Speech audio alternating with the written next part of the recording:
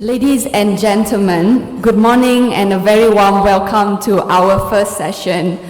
Today, our distinguished panel will discuss the geopolitical currents that involve the three paramount powers in the region, the US, China, and Japan. Last year, as we embarked upon 2023, we had some cautious optimism about the stabilization of the US-China relations after the Bali summit between President Xi and President Biden. But our hope was soon tempered by the balloon incident, and soon afterward, the downward spiral in the US-China relations, as well as their intensifying rivalry across all economic, security, and ideational fronts. But thankfully, 2023 ended on a rather positive note with the summit, the San Francisco Xi-Biden summit, where the two leaders agreed, among others, to resume high-level military communications and also to work together to address some common challenges. While there may be a temporary relief for now, the unfolding of events in the past year and the previous years has really deepened our internalization of the underlying structural factors that drive the long-term strategic competition between the US and China. And President Biden acknowledged that reality during the San Francisco summit with President Xi. Meanwhile, China has not overtly endorsed the competition paradigm in its public discourse, but Beijing has unmistakably engaged in strategic competition with the US in its statecraft globally, but especially in in Asia, and especially in our region. The US-China competition is definitely the pivotal characteristics of today's international relations, but we also must recognize the significance of other powers, especially Japan, which is striving to become a more proactive security actor and while trying to maintain its economic influence in the region. And how Japan navigates its relationship with the US, its security ally, and with China, with whom it has very deep economic connections, holds valuable lessons for our region. But unlike Japan, Southeast Asian countries have ambivalence towards both the US and China, and yet we are deeply invested in continuing to strengthen ties with both countries. So against that complex backdrop, our distinguished panel today will shed light on the evolving dynamics among the three powers and implication for our region.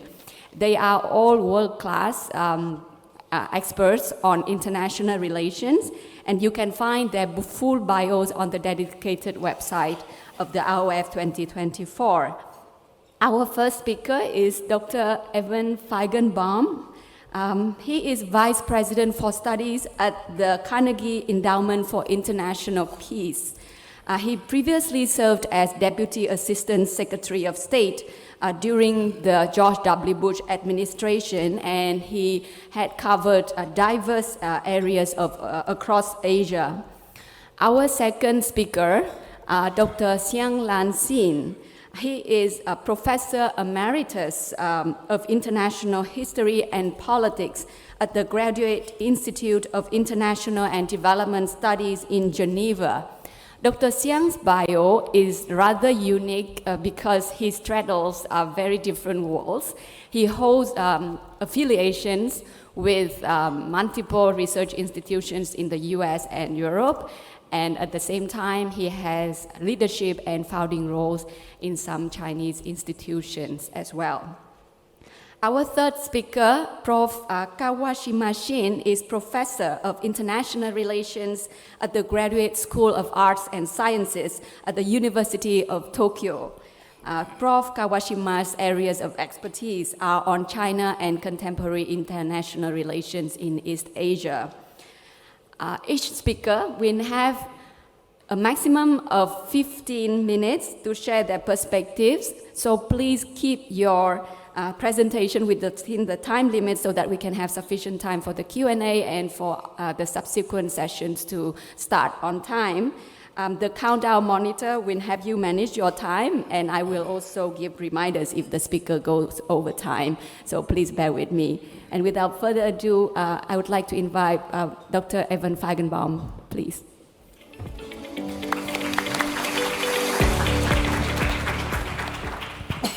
Okay, so my task is apparently to lighten the mood by talking to you about U.S.-China relations. So I have bad news for all of you. First, I want to thank you for the invitation. As Hoang Thi knows, Singapore has been a big part of my career, so it's always good to be back here, see many old friends. I'm Vice President for Studies at the Carnegie Endowment for International Peace, which is a global think tank. We're actually opening up an office here in Singapore, so I look forward to seeing more of you more often in the future. This is actually the first time I've been to this regional forum, which is a good thing, because if we had covered this topic, let's say, 2 years ago, at a time when I think the US-China relationship was largely in free fall and the bottom was falling out, we would have had a slightly different conversation than the conversation we're going to have today. The good news, and you alluded to the San Francisco meeting, is that the relationship is not in free fall. So we've put a little bit of a floor under the relationship. But the bad news, in my view, is that that's largely tactical and instrumental. And it's happened for reasons that are peculiar to each side being distracted with other priorities. On the Chinese side, domestically, there's a lot on the government's plate.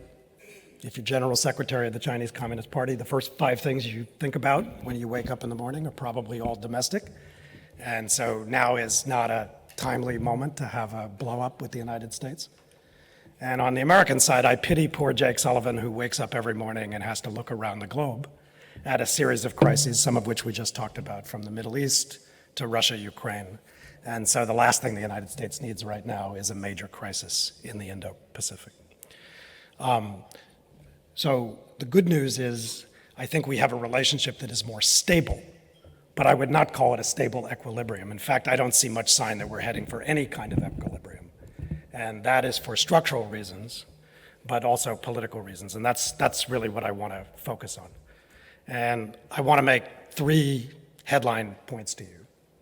First, about what I would call the securitization of basically everything in the US-China relationship and the pernicious effects of that, which has introduced a very zero-sum logic to the relationship and, among other things, has made it much harder for the governments to rely on the go-to moves on the economic or technology side that they've relied on in the past. Second, the change in the relationship between American policy in Asia and American policy toward China, which has really flipped to a much more China-centric approach to the region. And then third, I want to ask the question, where does that leave the United States in the region? How well positioned is the US? And to tease the punchline, my answer is not very well. And I'll talk about why that's the case. So let me start with the first point. The central strategic dynamic that I see, having worked on the US-China relationship now for almost 30 years, is what I would call the securitization of everything. Security competition between the United States and China, it's not new.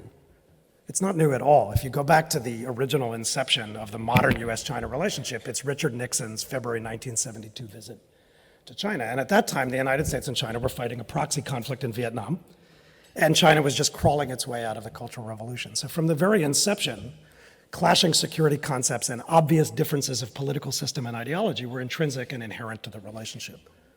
What changed was the development of an economic relationship, and particularly after China came in the World Trade Organization in 2001, flows of goods, capital, people, technology, data, these things happened in spite of the realities of security differences. Things like the South China Sea or Taiwan, these are not new, they've been with us. And when you would talk to people in corporate C-suites or in boardrooms, they're not idiots.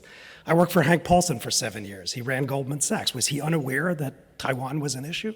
No, of course not. But it never impinged on business models, and if you traded stuff, whatever the asset class, it didn't really impinge on the trade. So economics and security in the US-China relationship for decades proceeded largely on parallel tracks. What's happened in the last 7 years or so, to be blunt about it, is that economics and security have collapsed together. Worse, nearly everything in the relationship, as I was implying when I said securitization, is now being refracted through the prism of security.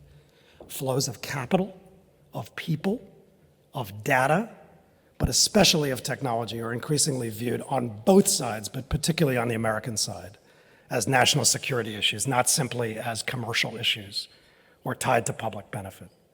And that's why people, whether it's the Select Committee of the House of Representatives or it's others, are asking, why is the United States training through educational programs a generation of scientists, technologists, engineers who go back and work in China on dual-use technologies?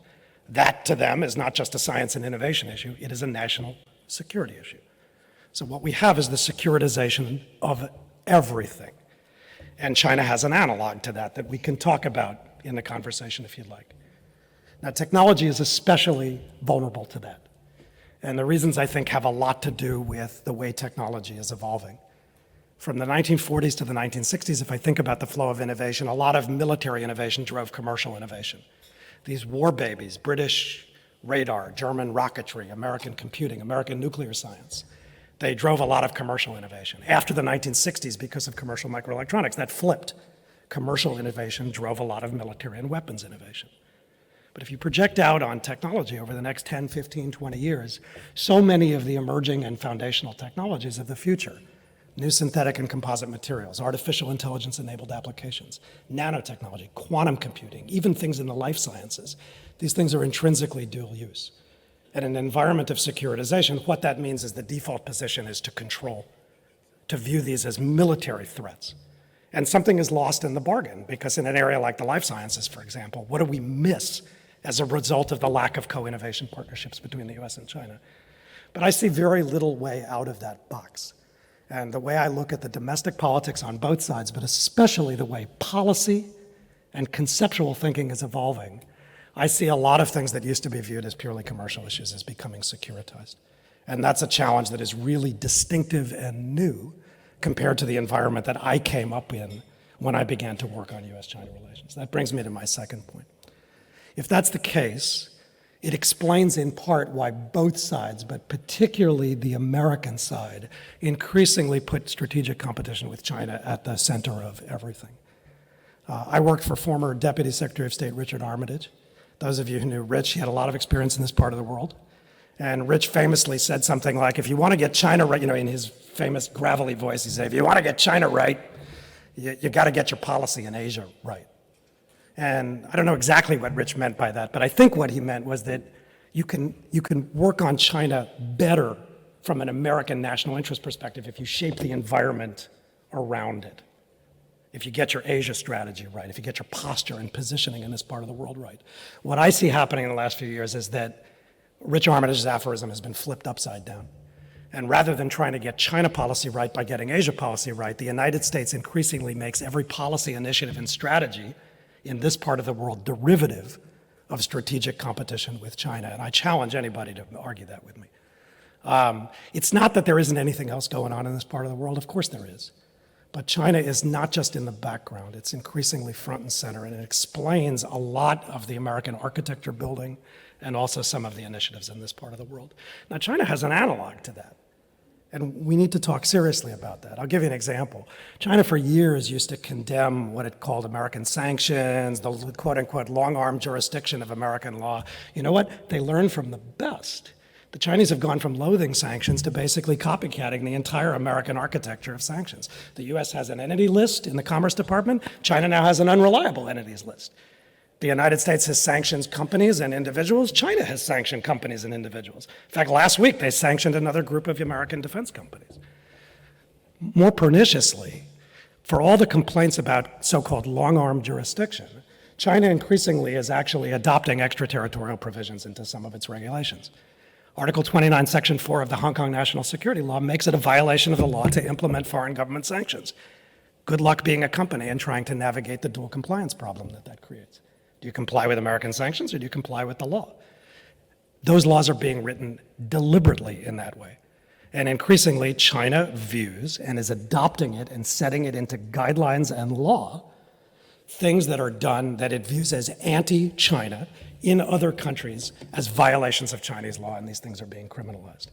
And that copycats the American toolkit, because I will tell you, and I will warn you, the United States increasingly will be extraterritorializing many of the administrative and regulatory instruments in its own toolkit. That begins with export controls, but it extends to a lot of other kinds of technology controls. And people in this part of the world, I think, are delusional if they think the Americans are not going to sharpen that contradiction. They will. It's not just about the low-hanging fruit of investment screening or basic common sense export controls. Increasingly, I think the United States is going to come around and say, we noticed these extensive technology partnerships with Tsinghua University or Renmin University or Fudan University. That puts inherent limits on the nature, scope, and intensity of technology cooperation with the United States. So where does that leave the United States in the region? And I see the clock ticking, so this brings me to my last point. Does that leave the US better positioned or worse positioned in this part of the world? And I'm not in government anymore. I don't aspire to be in government anymore, so I'll just be blunt about it. I don't think the US is well positioned for all the triumphalism in Washington about how the US is doing out here. There are three reasons for that I just want to put on the table. The first is the securitization of the American approach to this part of the world. If I think about American leadership, particularly in the period after the Second World War, the United States was a leader in this part of the world because it was the principal provider of both security-related public goods and economic-related public goods and other benefits. Security through its alliances, its forward-deployed military presence, aircraft carrier battle groups. We love to sail boats and fly planes around, all the things that we do that help to keep the peace, that allowed Asia's export-led economies to power their way to prosperity. But that wasn't the end of the story. We were also an economic public goods provider because we were the demand for which, as I said, export-oriented Asian economies powered their way to prosperity. And we were a regional standard setter and rule writer. If you look at the security side, because China was, and as far as my eyes can see, going to continue to be a security challenge for most countries in this part of the world, the American security role is not really in jeopardy.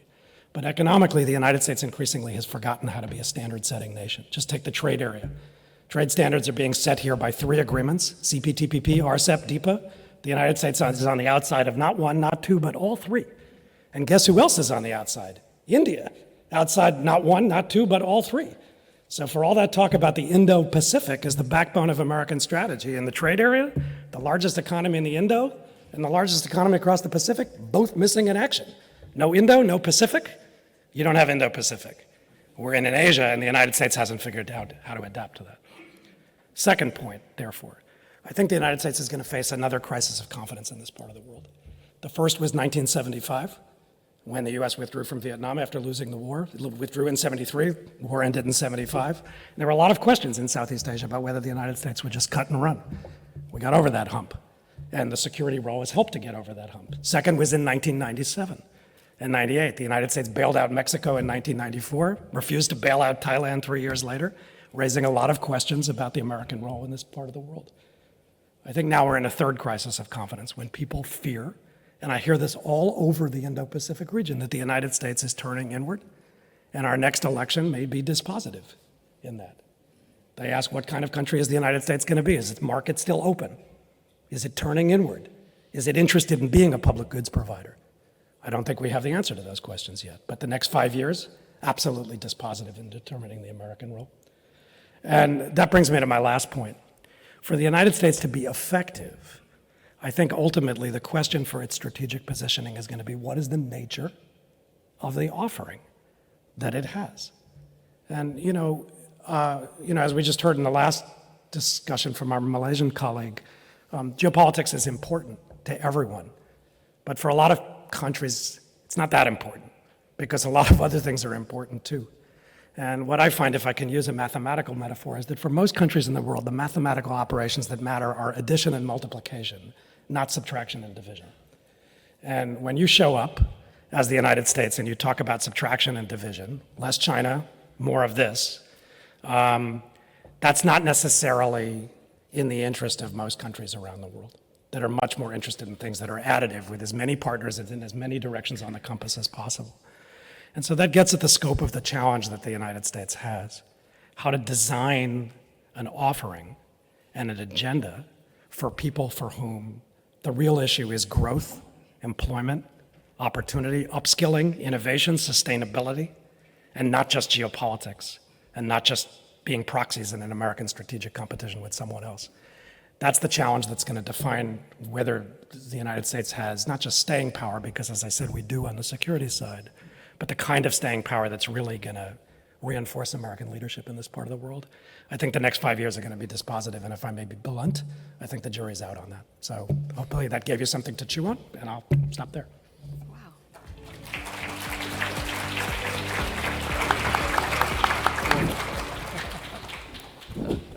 Thank you so much, Dr. Feigenbaum, for keeping to the time limit and also for a very thought-provoking and honest assessment of the U.S. Indo-Pacific strategy. You left us with a lot of thought about the missing pieces to be desired from the U.S. Asia policy. And we would like to move on to Dr. Xiang Lanxin, please.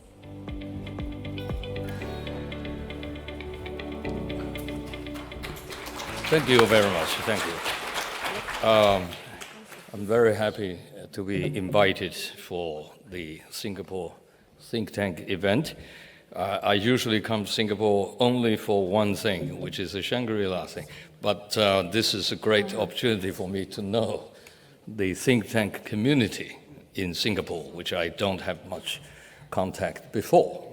Now, I really impressed by Evan's speech. I think I don't have too much disagreement, but I want to add a few things which worries me most. That is the signaling and the messaging side of the story between the two superpowers these days. Now, in today's world, particularly after pandemic, we know the world has been changing quite rapidly.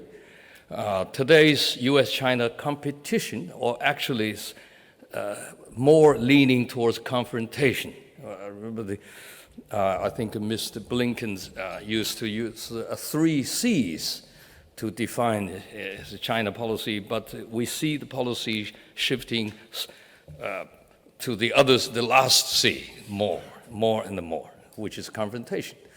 Now, that is a situation where you have two major powers having this dangerous tendency of entering some kind of military confrontation. In this context, signaling or messaging become crucially important. I don't need to give you all the historic examples here. In my mind, I'm full of 1914. This is my scenario, the pre-World War I scenario, when the major powers fail to talk, well, I put this way, they consistently talk past each other. That become a pattern of signaling and messaging. Okay, or in Chinese will say, duck talk to chicken. So sometimes they even use the same phrase. Biden administration said many times, we stick to one China policy, then he's talking about commit to defend Taiwan, very unambiguously, meaning, well, the first time it could be a tongue slip, but 4 times, I don't think that signaling become ambiguous to the Chinese side.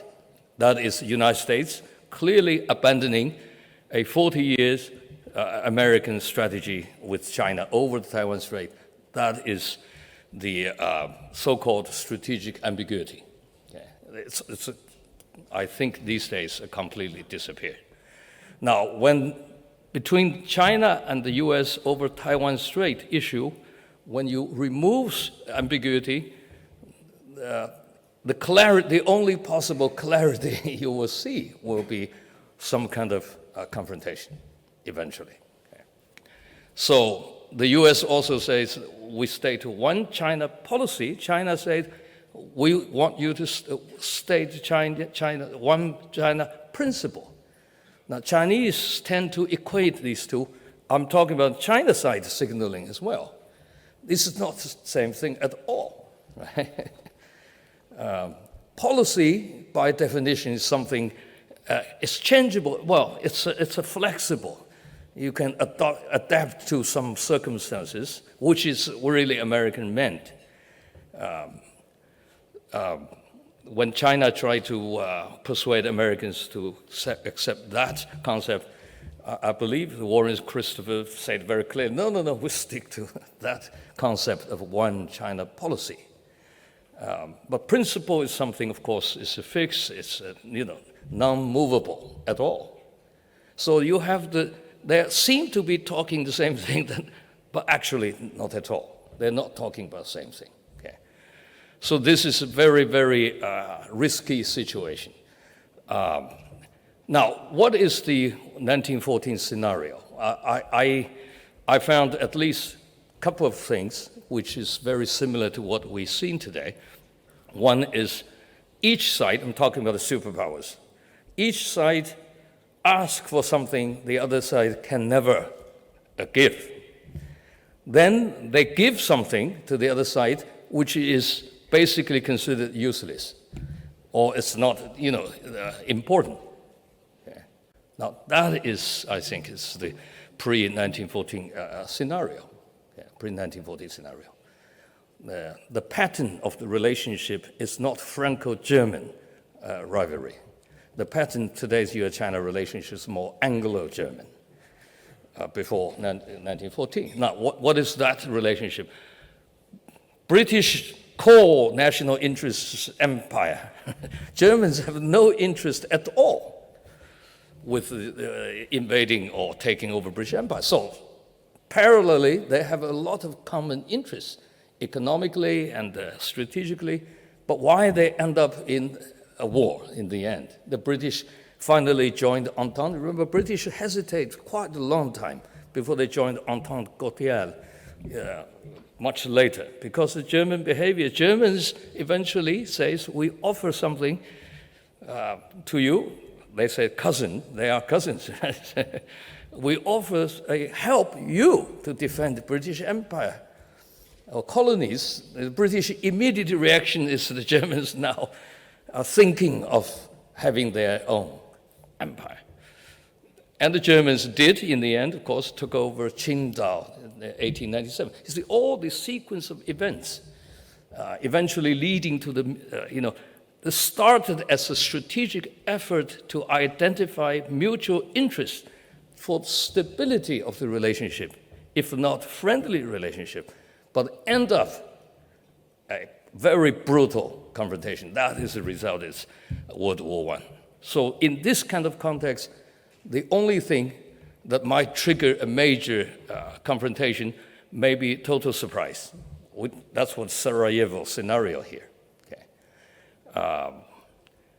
I've been organizing a lot of U.S.-China track tour. One of the track tour I organized in Beijing is a military. We have 6 PA, generals and Americans.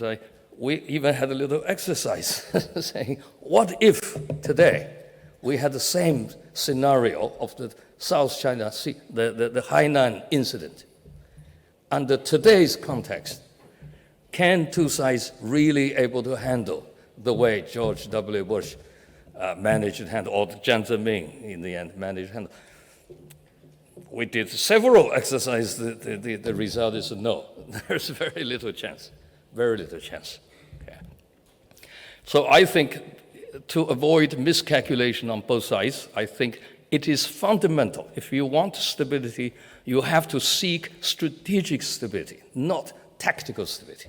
San Francisco, my reading of San Francisco, on the American side, is seeking temporary, tentative campaign year. As Evan says, you have the Middle East, you have all the other problems, Ukraine and so on. They want a tactical stability. That's not going to last. Probably a couple of months, I would assume. The China side signaling before San Francisco, they want strategic stability, which means let's talk the fundamentals. If we don't agree one China policy, one China principle, let's lay down what, we talk. Is there any middle, way we can meet each other? But that doesn't happen. Okay? It does not happen. It did not happen in San Francisco. So today, I think this is the U.S.-China relationship is reaching a very, very dangerous stage, in my view. It's not because one side has a specific plan.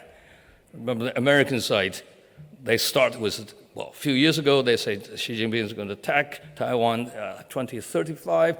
Somehow, CI directly come out and say 2027. Navy people say 2023 or even 2024.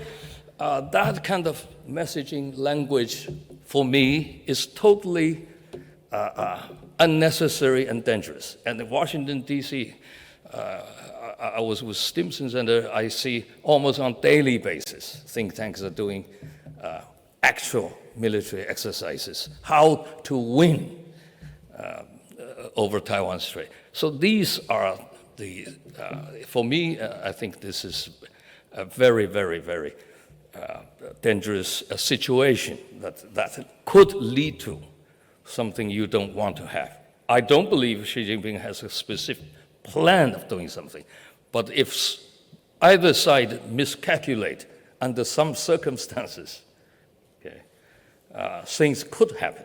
Okay. At least I believe the Beijing side seem to be convinced one thing, that is U.S. is not necessarily pursuing two China policy, not pursuing even one China policy, what the U.S. really want to do. No, that's what they're convinced, is one China, one Taiwan, but that's a reality, that's status quo, but perpetuating it, which is one China, one Taiwan, is actually the plan B of the Taiwan independence movement in the 1960s. That's one part of their ideology. So you're telling me Chinese are not feeling bad?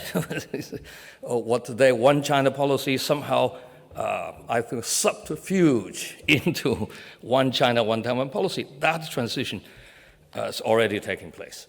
So will China feel the necessity, let's do it before it's gone too far? I don't know, but if I'm a strategic planner, I have to prepare for that possibility.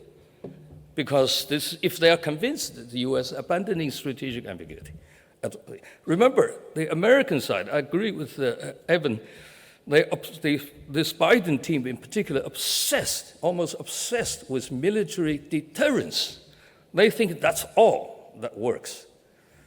But on the Taiwan question, in my view, once you cross the red line, which perceived by China being the red line, there's nothing you can deter.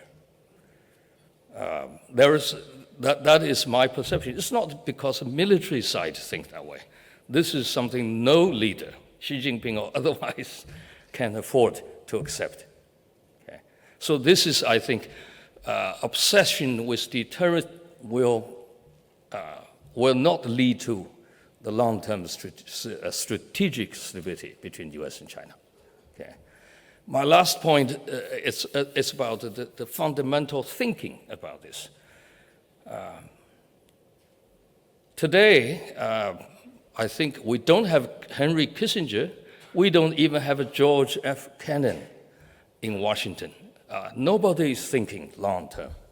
Chinese, on the other hand, they had a habit of thinking long because of history. Maybe it's a bad habit, I don't know. Sometimes they have gone a little bit too far. Okay. The Chinese calculation, I think the Chinese also made a strategic miscalculation, so-called rise, east is rise, the west is down. That calculation, in my view, is a strategic mistake that has helped to make a lot of policies that that don't really work. Okay? We all know so-called wolf warrior behavior of our diplomats. the language of foreign policy spokespeople, fighting this Twitter war, behave like a Donald Trump. These are something I think it's basically, it's not based on reality. Okay? Chinese also have to reflect whether or not they too much emphasize on the possible success of their own system. Now, after COVID, we all know the current situation is, it's not the strong fighting strong, that competition. This is the weak and the weak fighting. Both US and China were considerably weakened. Now, if you say the West is in decline, it's not so much economic and the other side or military power, but in the American case, obviously, it's the domestic politics. This is the closest moment of the United States to a civil war, to the 1860s. I've been in the US for so many, I'm the first group of Chinese students sent by Deng Xiaoping to study US at Johns Hopkins. I watch every US election since. Okay. So this is the moment we need to have a strategic thinker who understand what is really at stake. Then we also need a tactical thinker to work out a real diplomacy. You have a Secretary of State who are not doing diplomacy, who are doing human rights. Now, that's not a good sign for the bilateral relationship. Thank you very much. Thank you. Thank you so much, Dr. Xiang, and we will move on to the third and last speaker, Prof. Kawashima Shin.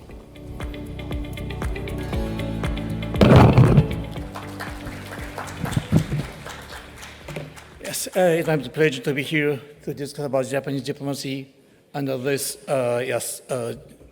tough world situation. Actually, I arrived at Changi Airport 5 o'clock in this morning, so I did sleepy. Anyway, everyone knows 2024 is an important year because of the so many elections, US, Indonesia, and Taiwan, and others. But for Japan, as you know, in this 10 days, so many things happened. Yeah, earthquake at the Ishak prefecture, and the aircraft incident at Haneda Airport, and so on. And the LDP Kishida administration is now facing with other problem because LDP's internal fund problem issues, a scandal. Yes, because of this scandal, Kishida and other cabinet members canceled their own activities at abroad. Originally, Kishida planned to Latin American countries on January, but he canceled it. Anyway, I talk about Japanese diplomacy in this couple of years. Yeah. Yes, this is general understanding about US-China relations. US-China relations currently is a long-term, tough, competitive relationship, not confrontation in the Cold War. Yet the two countries will not clash, 不冲突 in Chinese, and will cooperate in areas where they should. But to steer this difficult relationship, competition, but not clash, and cooperation is so difficult. So to steer this difficult relationship, US and China will maintain communication and manage the relationship. And at the 2023 US-China summit, played a role in maintaining the communication to sustain or recover the relationship. Because of the so-called adult balloon incidents and our Nancy Pelosi's visit to Taiwan caused the stop of the military exchanges and also the top meeting. However, depending on the US presidential election this year, this competitive relationship could also be changed. How about Japan's stance? As long as the Japan-US alliance exists, Japan has taken a joint step with the US on the security front and joined in the sanctions against Russia after Russia's aggression toward Ukraine. But on the other hand, with China, Russia, and North Korea as Japan's neighborhood country, it faces the challenges how to maintain. Japan is faces the big challenge of how to maintain the peace and stability in this region around Japan. And Japan believes that Japan must behave as in Japan, so many controversy about Japanese diplomacy now. And Japan believes that Japan must behave as the member of the G7 country, but at the same time as the only one non-Western country in G7. So it must act exceptionally in its external behavior. There's some contradiction. Japan joined the Western powers in sanctioning Russia when Russia invaded Ukraine. However, it has been cautious in dealing with this rivalry between the developed country and China-Russia over the value issues. For example, Kishida administration seems hesitant to not only to advocate democracy or liberal democracy, but also to use the term rule of law this day in this a couple of years. Since Prime Minister Kishida speech at the UN last year at the US General Assembly, Japanese government has preferred to use the term human dignity as much more complex. So it is so difficult to understand it. But anyway, Japan adjusted so many words. And last year was the 50 years anniversary of the ASEAN-Japan relations. So Japan, under this policy, trying to avoid overemphasizing the division of in this region. And also Japan did not strengthen some values. 2023, yes, as I said, at the ceremony of the 50 years anniversary ASEAN-Japan, PM Kishida strengthened the importance of heart-to-heart friendship. And about the 50 years, the mainstream argument in Japan was respecting Southeast Asian countries' autonomy, ASEAN centrality, rather than the requesting to choose US or China to them. Then what is the Japan path? I believe that Japan is still struggling with what path to take, and there's many contradictions in the world. Some in Japan argue that it is important for Japan to be a member of the developed countries and to behave like the developed countries, like G7. While a person in Japan argue that Japan should build more diversified and flexible foreign relations in light of the reality that the global situation has changed drastically, and the overall power of the developed world has declined relatively. How about the Sino-Japanese relations? Yes, under so many contradictions, Japanese foreign policy has manifested themselves in its foreign policy, especially its foreign policy toward China. Public opinion in Japan is also showing an interesting trend negative regarding this policy toward China. While 80%, more than 80%, 85% of Japanese public has negative feeling toward China now, so negative.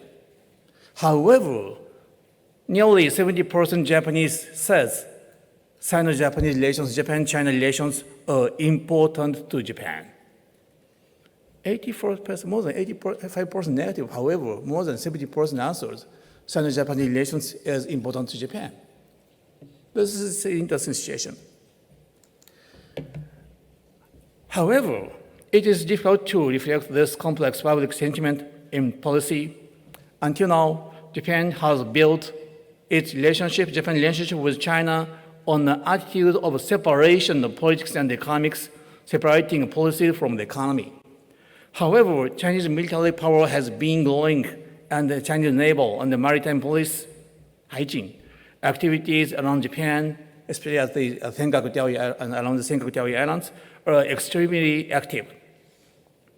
So this is a chart of the number of Chinese public vessels to enter Senkaku red line means the territorial water. Blue line shows the connecting water. Yes.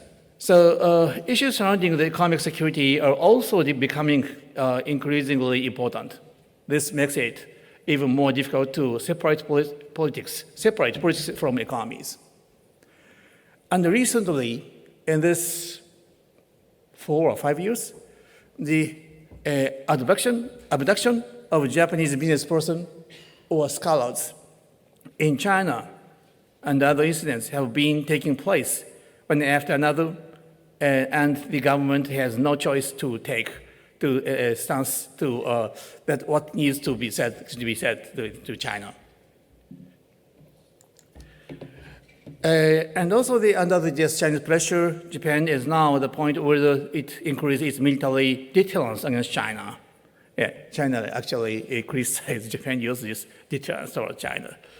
This is partly the request of the US, but Japan also believes that the peace and stability in this region cannot be maintained unless it uses Quad and other frameworks to enhance its deterrence toward China.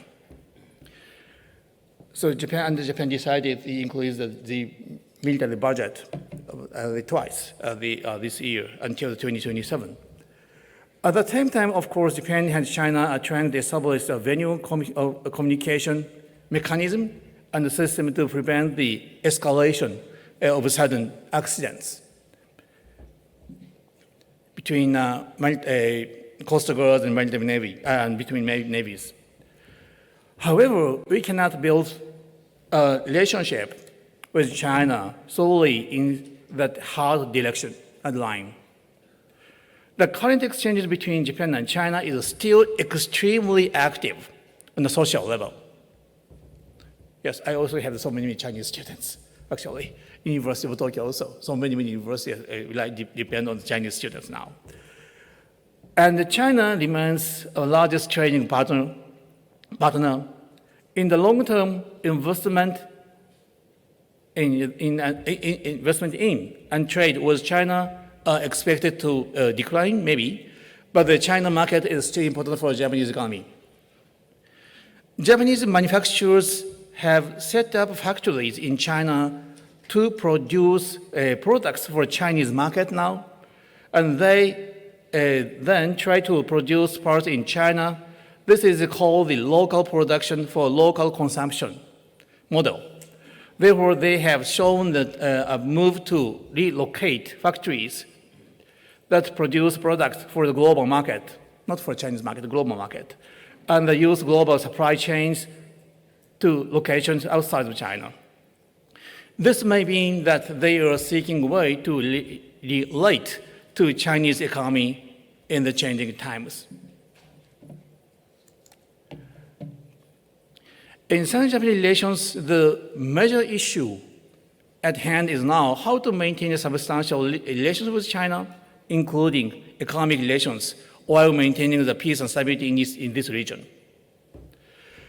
At the Japan-China summit meeting in November 2023 between Xi Jinping and Kishida, two sides reaffirmed their commitment to mutually beneficial strategic relationship that was decided in 2006 between Abe and Hu Jintao. But the question is the contents of that relationship now, 2023 or 2024 version. The content of this relationship will be discussed at the Japan-China summit meeting, scheduled maybe next month, I don't know, to take place shortly after Japan-China at the chance opportunity at the Japan-China ROK summit meeting.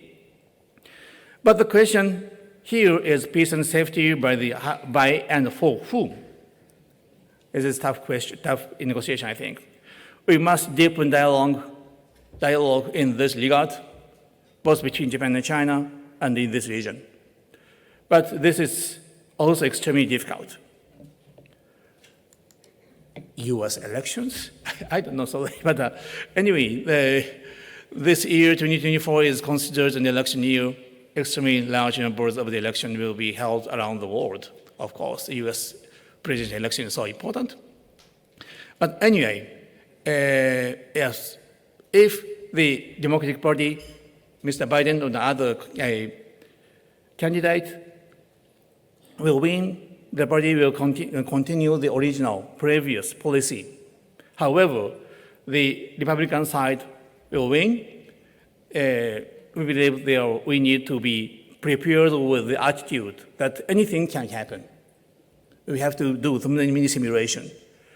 One prediction is often made that in Japan, if candidate Trump is elected or as a candidate of the Republican candidate will win, he or other person may declare that he will withdraw all the U.S. troops overseas and demand the allies. The allies have something in turn for U.S.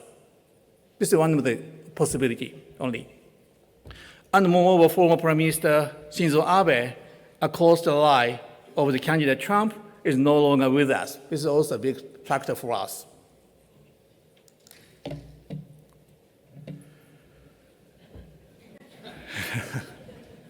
Yeah, in the end, I could not offer any conclusions anyway. However, it can be said that Japan is still wandering around the search of the best solution, taking into account the changes of the world situation and the domestic changes that will accompany the arrival of the super aging society in the domestic society.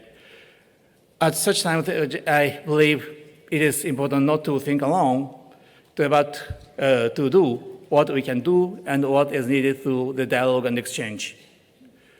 I believe that because we are in turbulent times, we have no choice but to set our access in the right place at the right time.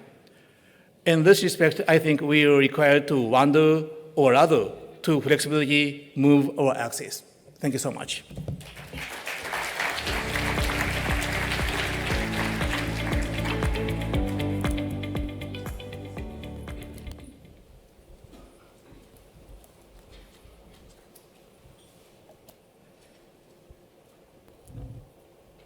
Thank you so much, Prof. Kawashima Shin, for adding complexity to the great power dynamics with the Japanese perspective. I'm very glad that you brought up the scenarios involving the US 2024 presidential election, a topic that Dr. Feigenbaum has not addressed, but I would make sure that we will look into this during the Q&A session. So may I start with Dr. Feigenbaum first? We are now opening the floor for the Q&A session, so please identify yourself and identify also the speakers that you would like to address your questions to, and please keep your questions short with a question mark.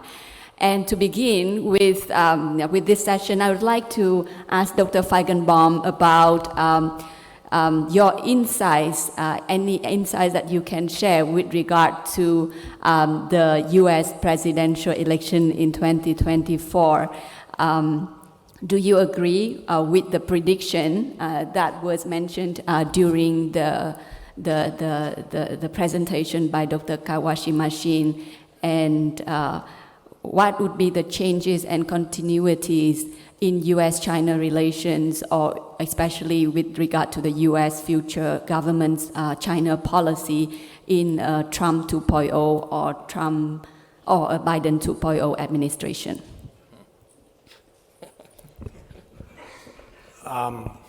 Trump.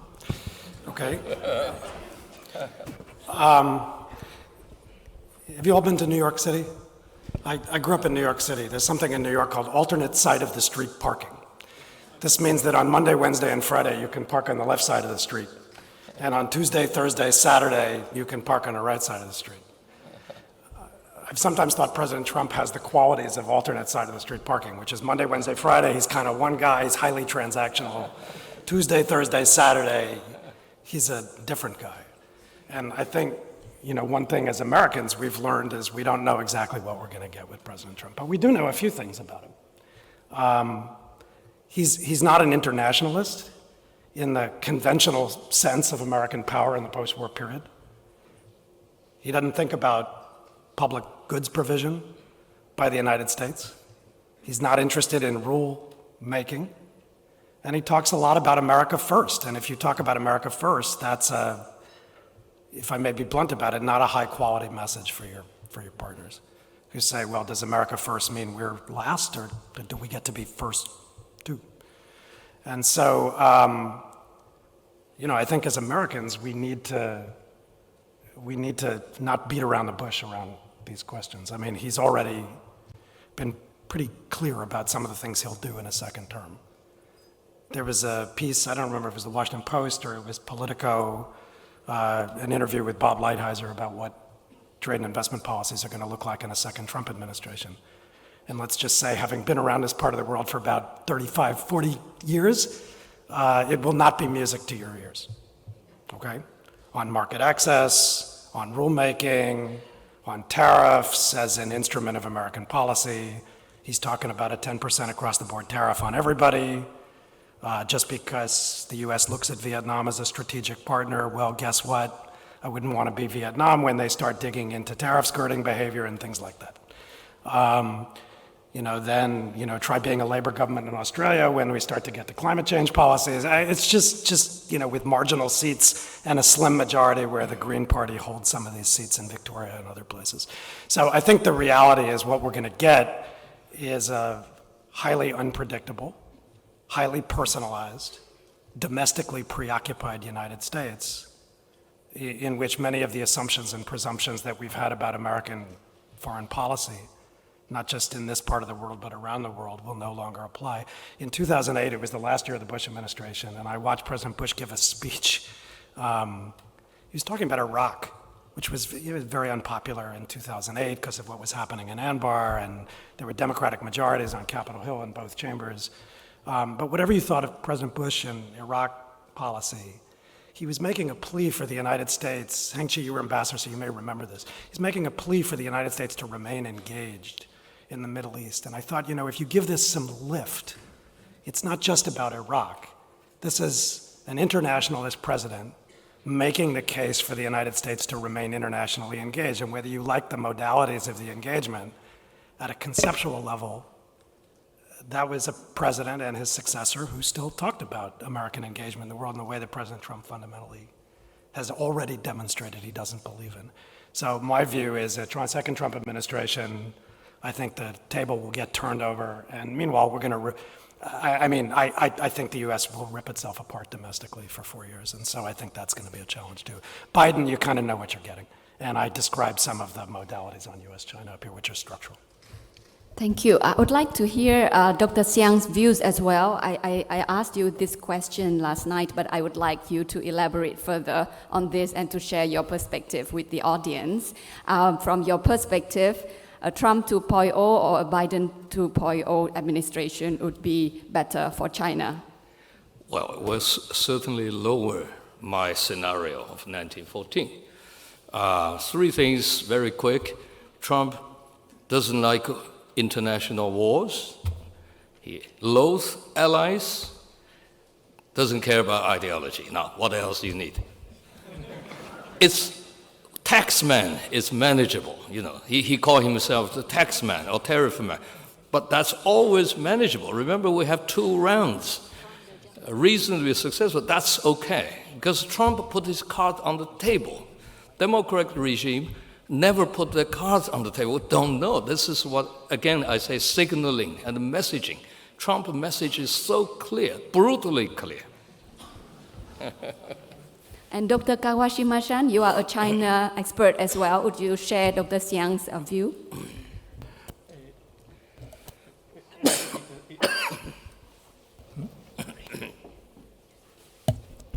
Yeah, thank you. Yes, it's an important, tough question. Okay. Oh, yeah. Yes, so first of all, for Japan, yes, I think it's better for Japan, Mr. Biden will be the president. if you miss Mr. Abe, yes, here, we will have another option, maybe, but there is a big problem. For China, it's difficult to say, but from China's point of view, yeah, it is easy for prospect U.S. policy if Biden will be elected, I think. It's the same as us, I think. However, Mr. Trump, he is not so eager to keep such a relationship with allies. And also, she is not interested in some global governance and others. So it is easy for China to expand, and China will realize its own policies. So, yeah, both has the advantage, both have the difficulties. Thank you. Thank you. I would now open the floor for questions from our participants. Yes, my colleague Julia from ISEAS. Thanks, Ha. Thanks to all the speakers. Pardon my voice, I have a sore throat from talking too much at dinner last night. My question is mainly to the first two speakers. So if you study international relations in America, like I did at Georgetown, you will be told that after World War II, the UK handed the position of superpower of the world to the US peacefully. And it was the first time in world history, modern world history, that this happened without great power war. Do both speakers, or do either speaker have a view on whether one, if that were to happen, is the US prepared to cede number one to China? And two, is China prepared to take over number one? It's a short question, but probably not an easy one. I didn't get it. Didn't get it? I'm not entirely clear the question. Okay. Sorry. Maybe the mic, and it's my voice too, but maybe I'll rephrase slightly. In a scenario where America might lose its number one position in the world, is America prepared for that? Because the national security strategy of America is to remain number one, always. Yeah. American primacy is the end goal. So my question is America, in your view, prepared to relinquish number one to China peacefully if the day should come? And is China correspondingly ready to take over as number one? Thank you. Well, this is always silly for me to debate with American colleagues. They say China is going to overtake American position in the world. Be my guest. I mean, you have 21 military bases. You spend so much on the national wealth, on being the world police. God, for God's sake, why we want to take over that? It makes absolutely no sense for me. This is yes, I never think that that's real. There's nobody there. It's hard to define what number one means, right? China's GDP may overtake the US or may not, given the recent economic developments. But it doesn't mean that, like, even if China's GDP is the largest in the world, it doesn't mean that it is the number one in the total sense of the word, with the kind of global power and influence that the US has exercised since the post-World War II. Dr. Feigenbaum, would you like to add anything to this? With the US, does the US want to be number one into eternity? I mean, I think it's a highly, I'm vice president of a think tank, but it's kind of a think tank question, right? It's a very theoretical question, because in the real world, we're already living in a world in which rules are highly fragmented. For example, countries that are allied with the United States are not on the same page in terms of a lot of rulemaking. Look at things like, you have to get more specific and dig into an area. So let's take something like the data economy, cross-border data access and transfers. India, critical American partner, supposedly in strategic competition with China, absolutely not on the same page with the United States on things like data localization. Korea, not on the same page. So the way I would look at it is, I just think we're already in a world, whatever the intent of American or Chinese geopolitics or strategy, that looks more like fragmentation than unipolarity or firm bipolarity. And just to illustrate that for you, and then I'll shut up, President Obama gave an interview in 2008, and it was with the Wall Street Journal, and he was asked to make the case for the TPP, the Trans-Pacific Partnership. And when he was asked to make the case, he talked about American business and things like that, and then he said something like this. He said, we need to be in the TPP because if we don't write the rules, China's going to write the rules. out in that region. So think about what he said. He basically told you there's only 3 scenarios for the world. The US writes the rules, unipolarity. China writes the rules, Sino-centric unipolarity. Or it's bipolarity, it's like a Cold War, and we line up on 2 sides. But if President Obama had been right about that, then when President Trump withdrew the US from the TPP, what should have happened? The US didn't write the rules, so China should have come in to write the rules. But we all know that's not what happened. What happened was the other 11 got together, solidified the agreement, and neither the United States nor China were in the agreement. So I think the world that we're living in the real world, not in think tank land, even though I'm VP of a think tank, is one in which we're heading for a world of, number 1, fragmentation, and number 2, a world in which there's really, globalization may be fracturing, but that doesn't mean incoherence, because you're getting regional systems that do have some coherence to them in specific areas like trade rule setting, data governance, and so on. And that's the world the United States has to navigate, not are we number 1 or number 2, but how are we going to articulate and pursue our national interests in a world where we want to make sure that the rules are set in ways that redound to the benefit of our people, our firms, our country. And that's the question the U.S. should be asking, not who's number 1. Then I'll but we're going to be number 1 for a while, just so you. Right, so... In the interest of time, Okay. can we give the opportunity to other people who would like to ask the other questions? Yes, that gentleman over there. Yep. Good morning, I'm Yang Long and I'm a recent international relations graduate. I have a question in particular for Dr. Xiang, but I'm happy to hear the rest of the panelists as well. We have talked a lot about US domestic politics, but I would like to hear your opinions on how the developments in Chinese domestic politics will affect Chinese foreign relations as well as its approach to US-China relations. In particular, I'm referring to the trend of increased political consolidation in China, some of the leadership shakeups we have had this year, as well as some of the blurring of lines between state, party, as well as society in recent years. Thank you. Well, no, it's not even a tough question. I wouldn't get into the question of the purges or whatever. You follow the news. It's become public. What I'm saying, every country's domestic politics is crucial for external relations. The question here is this. It's on the balance, it's the U.S. external relations, particularly vis-a-vis China, is more influenced by its own domestic situation. Or the Chinese policy with the U.S. is more weighted by the domestic, you can say, crisis or problems. I would say certainly it's not on the same weight. I mentioned the U.S. is closest moment to a kind of civil war. I'm sorry to say to the American citizens here, because I know U.S. for so long, I never see in my life the election campaign look like that, January 6th, all these things. The voters are split right in the middle. Now, that situation is probably influenced far more. Now, think about this concept. The United States have a bipartisan consensus on China.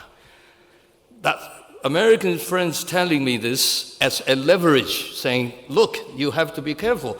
Otherwise, we have... Now, don't forget this. This is the only issue in U.S. politics today that has a bipartisan consensus. You have to be suspicious what's going on there. Is China that important to the extent become the only one that both parties hang on that? There's something wrong in the American system. China side too, but we can discuss more detail. Certainly influence, but not that much compared with the American side. That's my answer. Okay, we may have the time only for 1 or maybe 2 questions. Please, yeah, 1. My partner told me that it's only 1, so please keep your question short. Okay. My name is Dung. I'm a research officer with ISEAS. I have a question to Dr. Evan and Prof. Kawashima. We can see from your presentations that the US and Japan have different approaches in dealing with China and engaging with the region. The US talks a lot about securitization is more about military deterrence, while Japan has a more balanced approach of both military deterrence and intense economic interactions with China and with the region. The US talks a lot about democracy and human rights, but Japan does not emphasize that in that diplomacy. So my question is, is there anything that the US can learn from Japan, and how can the two countries improve their coordination in engaging with the region and managing competition with China? Thank you. Maybe Prof. Kawashima Shin first. Actually, I think if I look around the region, I think the U.S. is doing pretty well with Japan. Under the circumstances, U.S.-Japan coordination is much more robust and broad-ranging than it was compared to 10, 15, 20 years ago. I think the basic zeitgeist in thinking about the strategic challenge, and dare I say threat from China, is closer in Japan and maybe Australia than in anywhere else in the Indo-Pacific region. And I think the US and Japan have done a pretty good job of broadening the scope of their contingency planning and coordination. Japan, there's certain realities Japan has that are different than the realities the US has. And, for one thing, you gotta live here. And part of the challenge the US has when it talks about China in a very American-centric way to countries in the region is that you're fighting the map and you're fighting economic gravity. You're fighting a map because China's just geographically contiguous to every part of the region. And then you're fighting economic gravity because China plays a more or less intensive role in everybody else's economies.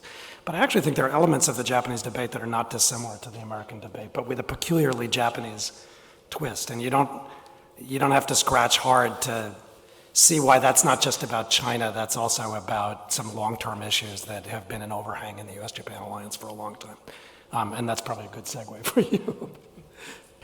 Thank you so much. It's a very, very big, tough question.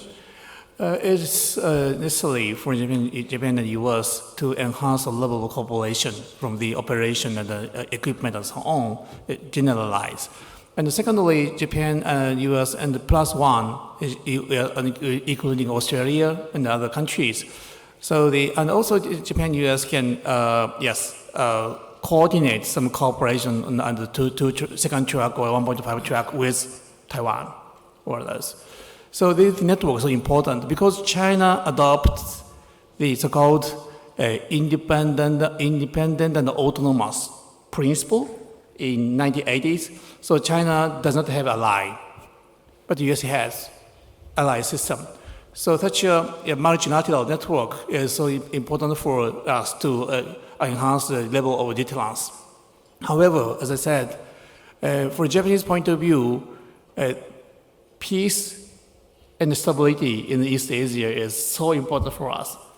After Japan joined the sanctions toward Russia, there are so many joint exercises and activities, both between Russia and China, Navy and aircraft around Japan, so frequently actually. And also North Korea is yes. So we are now facing with the three countries. However, it is the three countries are neighborhood country for us. So how do we keep the stability, peace and stability? This is the question. So we have to keep some dialogue with these countries, so with China, and create so many mechanisms to keep the peace. For example, dialogue mechanism between coast guards, between China and Japan and so on. So we have to, the top purpose is the peace and stability, I think. Thank you, Prof.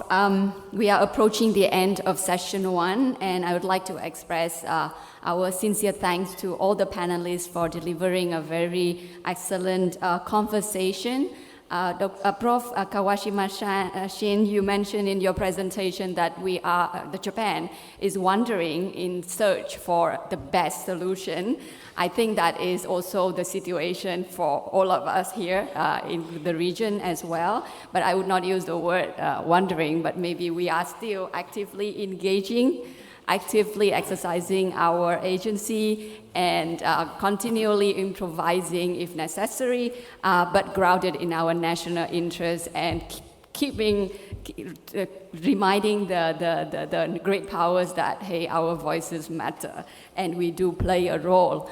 And I'm sorry that within a very short time frame, we were not able to address so many questions or issues and food for thought that the panelists have raised in their presentation. But I hope that we can continue the conversation throughout the event in the subsequent sessions. Thank you so much, everyone, and please give a big applause for our panel.